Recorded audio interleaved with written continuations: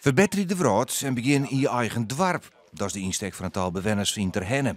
Vanmorgen zijn er 60 fruitbomenplanten op verschillende plekken in het dorp.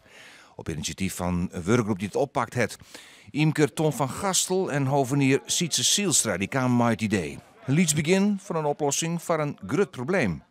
Het is toch vooral om zeg maar het insectenleven, de biodiversiteit, dat soort zaken loopt hard terug in de wereld over het algemeen. Om dat weer een beetje, nou ja, een zetje te geven.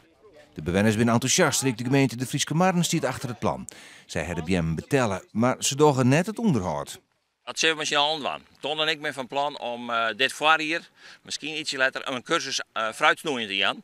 En dan moet eigenlijk de mensen weten BM op de buurt staan. Kan je voorlichten hoe ze die dingen bijhouden moeten. De BM is, als het dan een werkgroep luidt, nog maar een eerste stap. De plan voor een volgend project binder ik al. Nou ja, Sietse en ik die hebben dus ook een plan om een bijenweide te gaan aanleggen. En dat hebben we ook al met onze gemeente besproken. En die staat er ook positief tegenover. Dus als het goed is, begin april gaan we een bijenweide aanplanten.